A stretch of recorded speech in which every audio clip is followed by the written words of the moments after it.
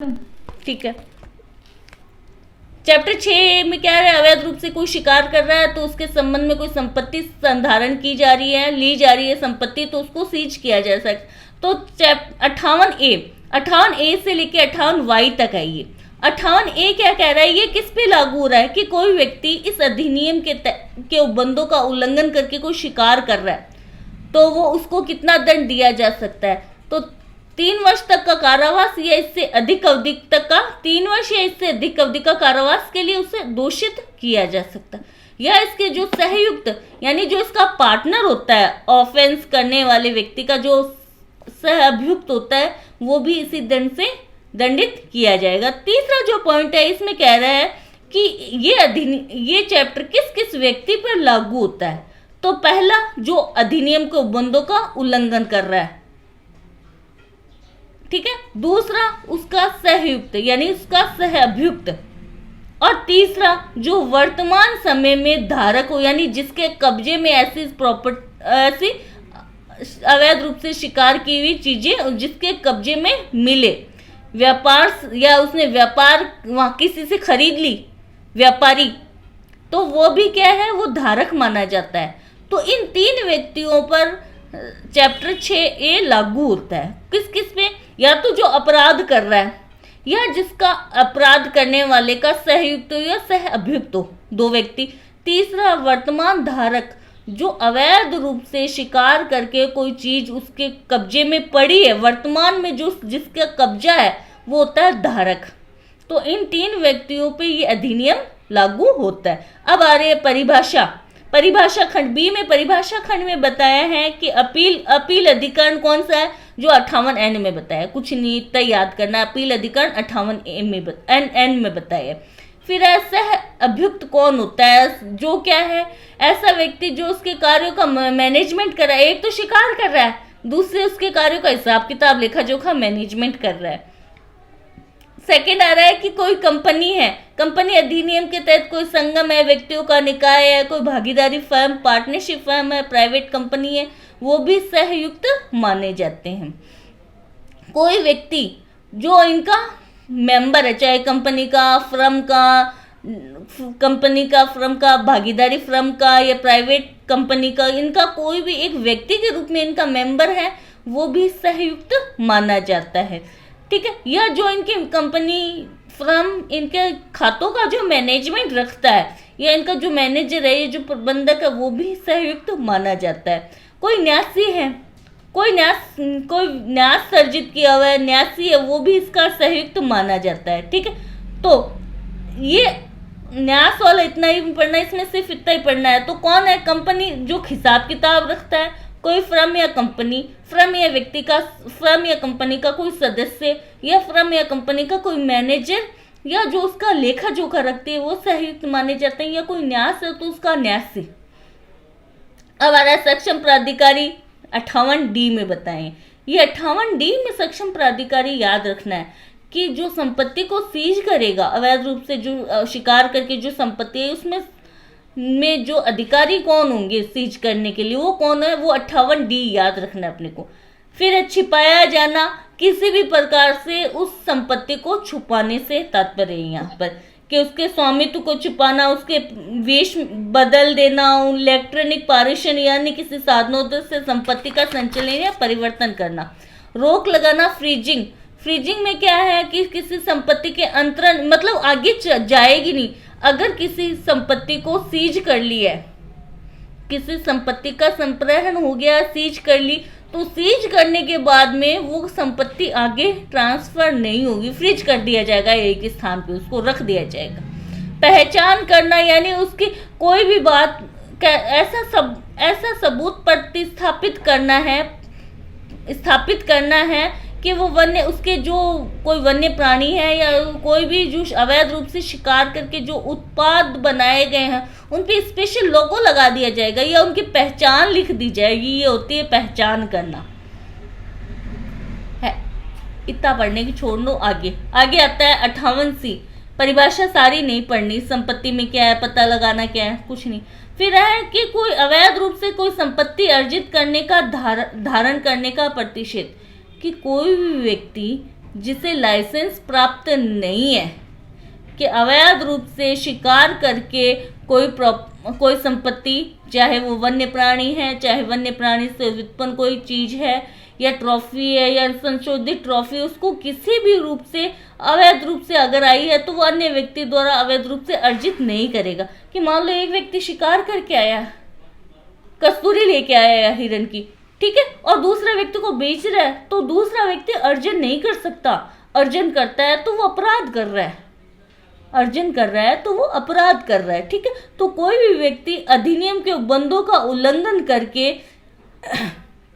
कोई भी संपत्ति को अर्जित नहीं कर सकता। तो अब उसे मान लो खरीदना है, तो उसके लिए क्या करना होगा, उसको राज्य सरकार उसको लाइसेंस लेना होगा, लाइसेंस लेना होगा। अगर वो बिना लाइसेंस के कोई वन्य प्राणी या व्युत्पन्न चीजें ले लेता है तो वो राज्य सरकार द्वारा संप्रहत जब्त कर ली जाएगी, ठीक है। अगर कोई व्यक्ति है जो कोई संपत्ति संप्रहत नहीं की गई और ऐसे व्यक्ति द्वारा अधिनियम लागू होता है तो वो मान लो कि उसने अधिनियम के लागू होने की तारीख से 6 महीने पहले ही, अधिनियम के लागू होने की तारीख से 6 महीने पहले ही कोई ऐसी संपत्ति जो अवैध रूप से आई उसको ले लिया, अर्जित कर लिया, तो फिर इस पे ये प्रावधान लागू नहीं होंगे।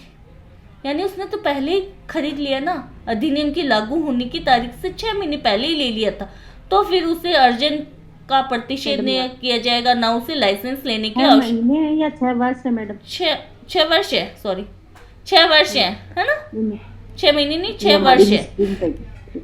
अब आ रहा है 58D सक्षम प्राधिकारी बता रहा है कि अगर राज्य सरकार से संबंधित कोई मामला है तो मुख्य वन्य जीव संरक्षक CWLW से तक का व्यक्ति होगा, उससे निम्न रैंक का नहीं होगा, या राज्य सरकार क्या है CWLW की रैंक का कोई ऑथराइज्ड अधिकारी लगा देती है तो वो संपत्ति को सीज करने के लिए ऑथराइज्ड अधिकारी होगा। तो ऑथराइज्ड अधिकारी कौन हो गया, वैसे तो CWLW है, या राज्य सरकार CWLW की रैंक का कोई अधिकारी ऑथराइज करके लगा देती है तो CWLW होगा फिर वो, तो वो सक्षम प्राधिकारी मानेंगे।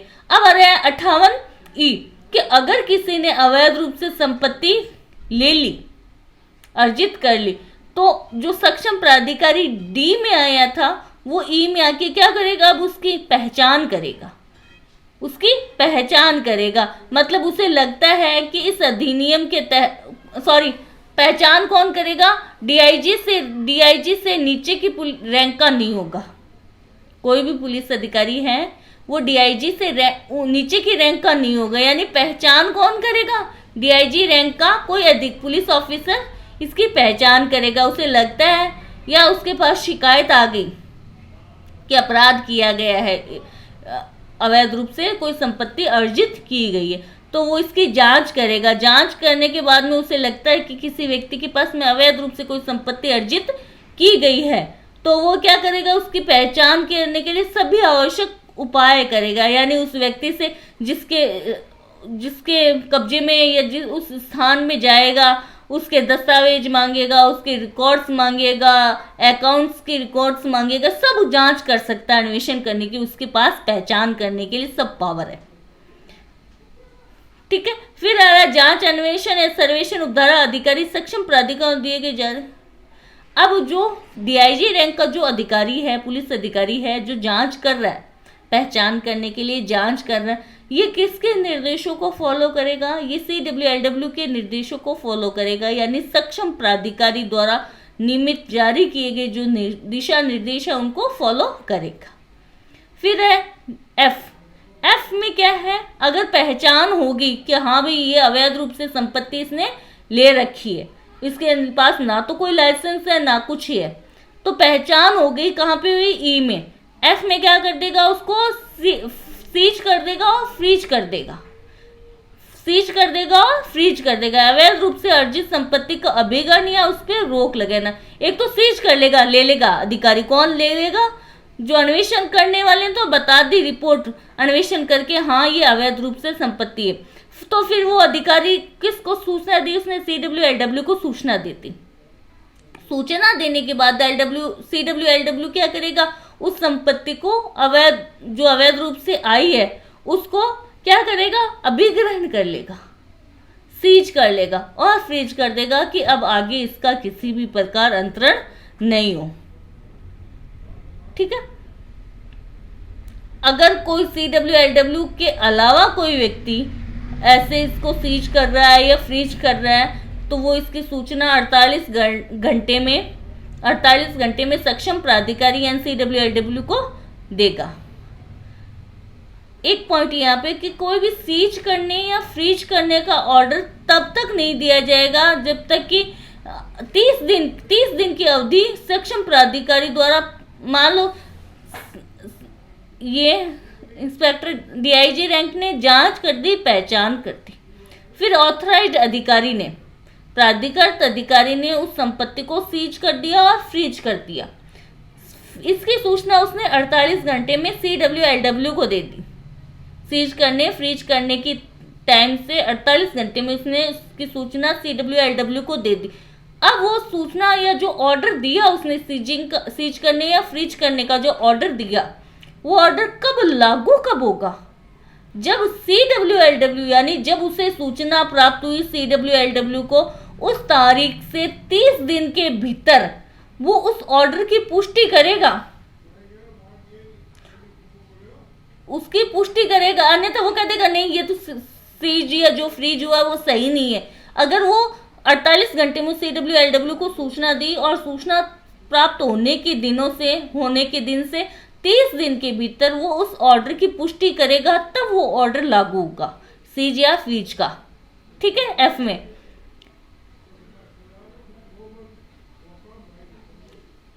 इसको इतना ही पढ़ते हैं। स्पष्टीकरण संपत्ति का अंतरण में संपत्ति का अंतरण सभी प्रकार होता है, जो अपन TP एक्ट में पढ़ते हैं कि उसका विक्रय भी किया जा सकता है, बंधक भी रखा जा सकता है, पट्टे पे भी संपत्ति के अंतरण, यानी सीज या फीज हो गई तो संपत्ति का अंतरण किसी भी प्रकार आगे संपत्ति ट्रांसफर नहीं होगी। फिर आ रहा है G कि अब संपत्ति सीज हो गई, अभिग्रहित होगी, तो अब अभिग्रहित संपत्ति का मैनेजमेंट कौन करेगा? तो राज्य सरकार राजपत्र में अधिसूचना निकाल के प्रशासक के कार्यों यानी जो एडमिनिस्ट्रेटर के कार्यों को करने के लिए वन संरक्षक की पंक्ति से अनिम्न, यानी वन संरक्षक की जो रैंक है उससे अनिम्न अधिकारियों की नियुक्ति करेगा, जितना वो ठीक समझे। राज्य सरकार क्या करेगी, प्रशासक के जो काम करने यानी मैनेजमेंट का जो काम करना है उसके लिए क्या वन संरक्षक की पंक्ति से नीचे का नहीं होना चाहिए कोई अधिकारी। न्यूनतम रैंक क्या बताइए, वन संरक्षक के रैंक के अधिकारी नियुक्त किए जाएंगे, उनका मैनेजमेंट करने। प्रॉपर्टी तो सीज कर लिया F में, और G में उसका मैनेजमेंट किया जा रहा है। G में मैनेजमेंट करना तो संप्रहण की सूचना दी जाएगी कि संपत्ति के संप्रहण की सूचना यदि किसी व्यक्ति या उसकी ओर से कोई व्यक्ति है, मान लो किसी की प्रॉपर्टी सीज हो गई, संपत्ति सीज हो गई, संपत्ति सीज होने के बाद में कोई व्यक्ति ऐसा है जो उसमें हित रखता है उसमें, तो वो क्या करेगा, 30 दिन की अवधि के भीतर मतलब सूचना दे दीजिए। जैसे एक के कब्जे से कोई संपत्ति सीज कर ली, CWLW ने या ऑथराइज्ड अधिकारी, लेकिन सीज करने के बाद उन्हें लगता है कि एक के कब्जे से हमने जो संपत्ति सीज किया उसमें हित और भी अन्य व्यक्ति का था, C का था, B का था या D का था, तो जो अन्य व्यक्ति का अगर हित लगे तो वो उसको सूचना दे देंगे कि आपकी ये प्रॉपर्टी जिसमें आपका हित है तो इसको सीज कर लिया गया, इसको संप्रहण कर लिया गया।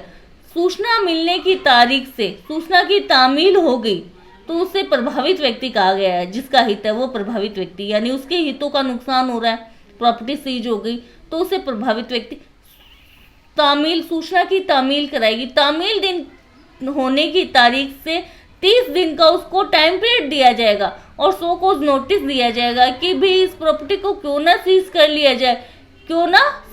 लिया जाए। अगर वो कारण बताता है तो ठीक है, और अगर वो कारण भी नहीं बताता और प्रतिभूति भी जमा नहीं कराता है तो फिर वो क्या है, संपत्ति सीज हो जाएगी। सो कुछ नोटिस दिया जाएगा, मतलब इसको कि क्यों ना आपकी प्रॉपर्टी थर्ड पर्सन का हित है, उसको भी क्यों ना सीज कर लिया जाए, तो उसको सो कुछ नोटिस दिया जाएगा और कारण बताओ और प्रतिभूति पेश करने का दिया जाएगा। ना तो वो कारण बताता है, ना ही प्रतिभूति देता है, तो उसकी प्रॉपर्टी का ही उसका हित भी सीज कर लिया जाएगा। ठीक है।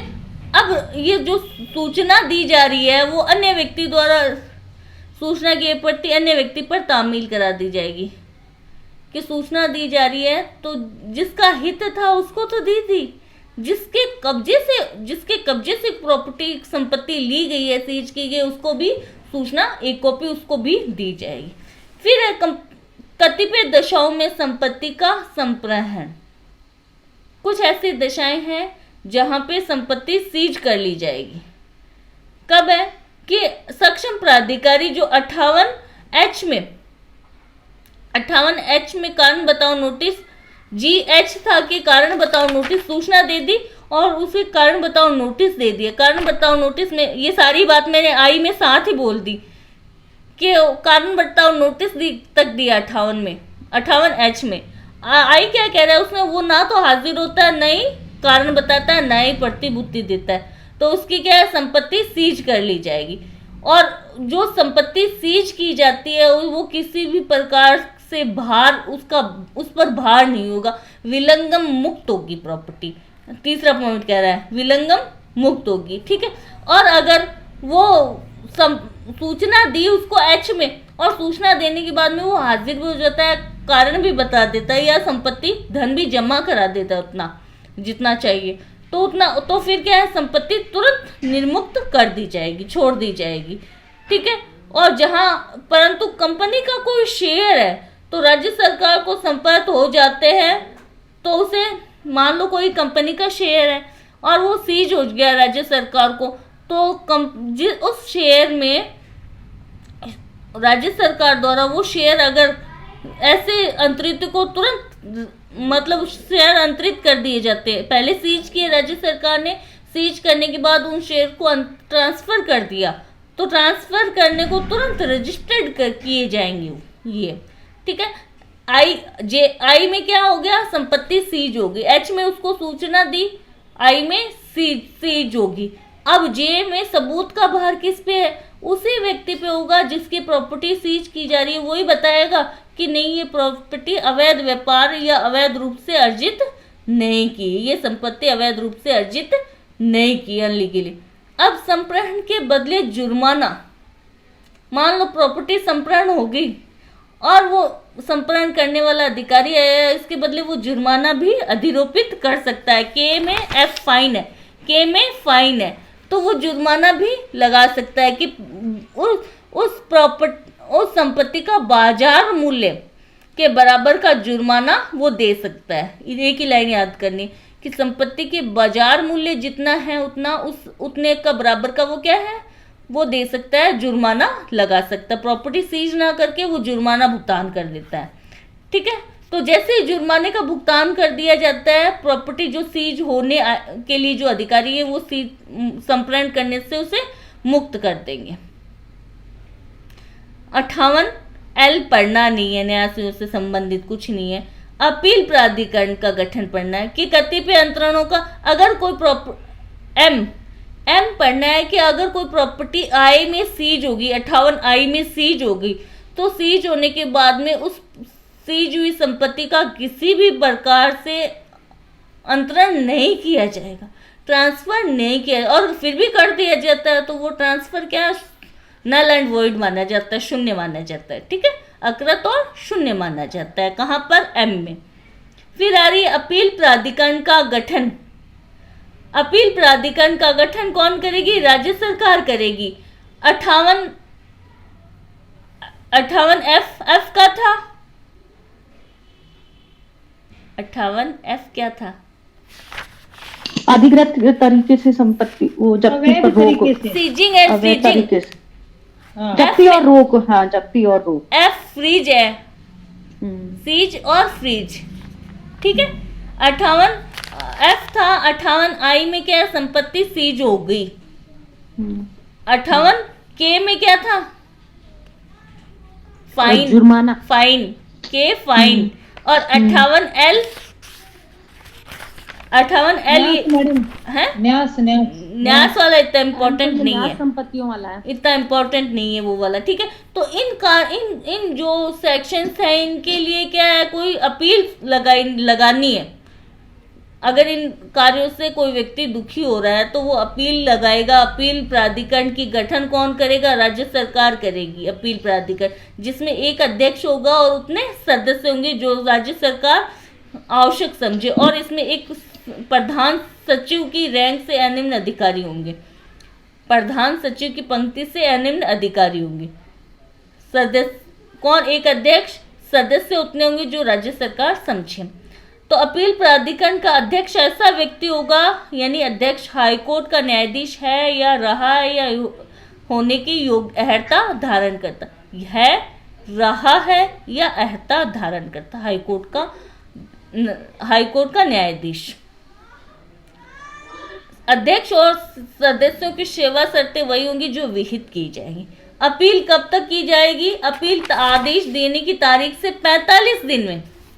हाईकोर्ट में अपील है तो यहाँ अपील 45 दिन में क्यों हो रही है, क्योंकि सीज करने का जो भी ऑर्डर दिया जा रहा है वो CWLW का द्वारा नहीं, सॉरी, कोर्ट के द्वारा दिया जा रहा है। तो इसकी अपील, फर्स्ट अपील हाईकोर्ट में, अपील कहाँ पे होगी, अपील हाईकोर्ट में होगी, क्योंकि सीज करने या फ्रीज करने का जो भी ऑर्डर है वो कहाँ पे दिया जा रहा है, कोर्ट के द्वारा दिया जा रहा है। तो फर्स्ट अपील है हाईकोर्ट में होगी, कितने दिनों में होगी, 45 दिनों के भीतर होगी।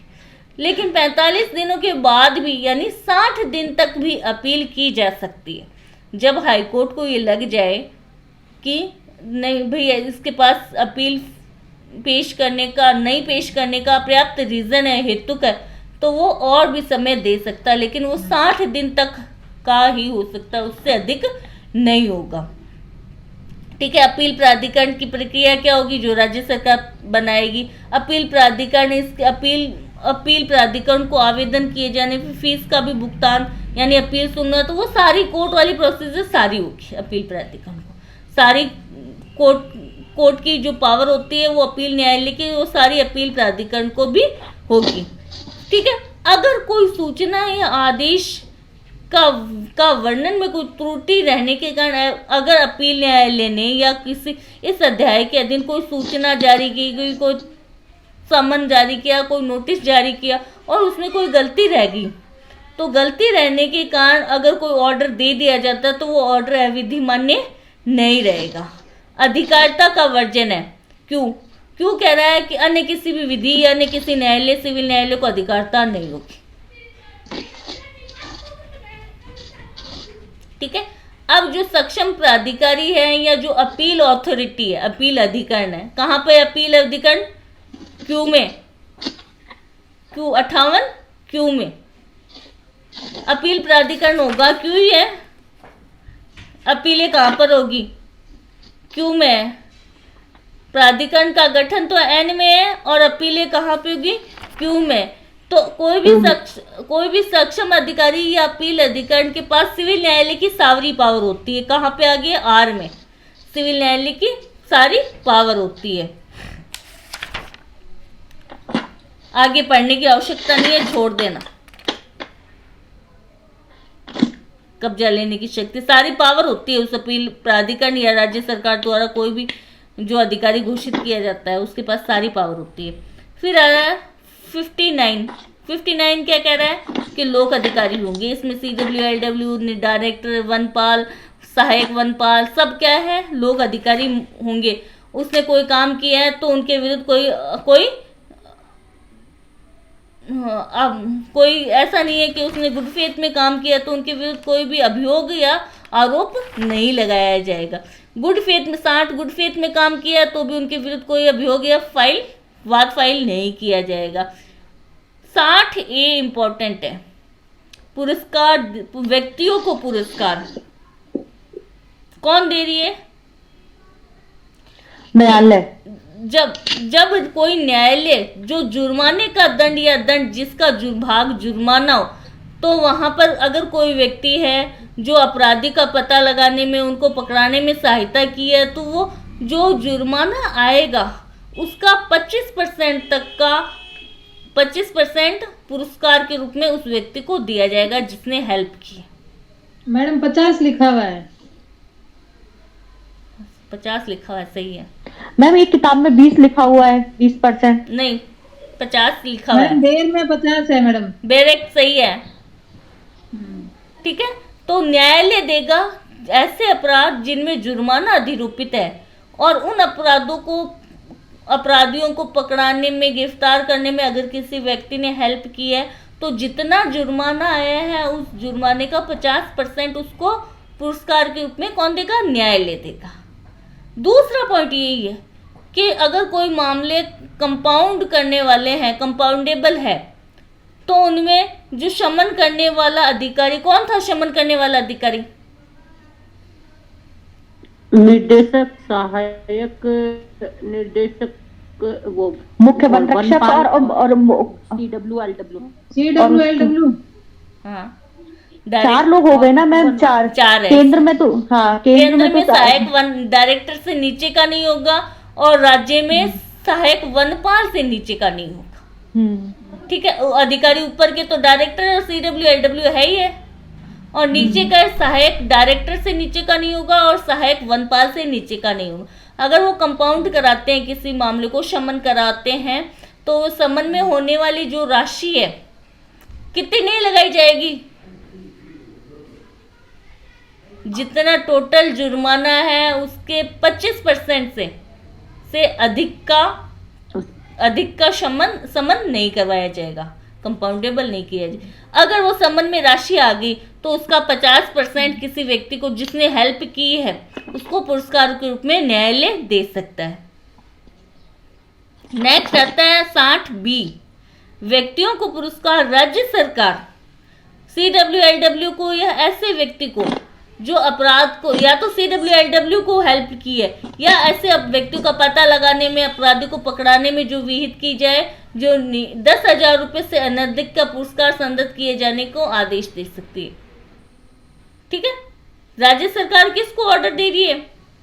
CWLW को कह रही है कि कोई व्यक्ति ऐसा है जिसने इस अधिनियम के तहत कोई अपराध हो रहा है, उसको रोकने, अपराधी को पता लगाने या उसमें हेल्प की है, तो आप उसे 10,000 रुपए तक का पुरस्कार दे सकते हो। ठीक है, अब आ रहा है कि अनुसूचियों की प्रविष्टियों में परिवर्तन करने की शक्ति, जो शेड्यूल 6 शेड्यूल दी हुई टोटल, उनमें अब अगर अमेंडमेंट करना है तो केंद्र सरकार करेगी। ठीक है, कुछ वन्य प्राणियों को पीड़क जंतु घोषित करना। पीड़क जंतु कौन से शेड्यूल में? 6 में, 5 में, विनिर्दिष्ट पादप है 6 में, 6 में क्या मैंने? विनिर्दिष्ट पादप है 6 में।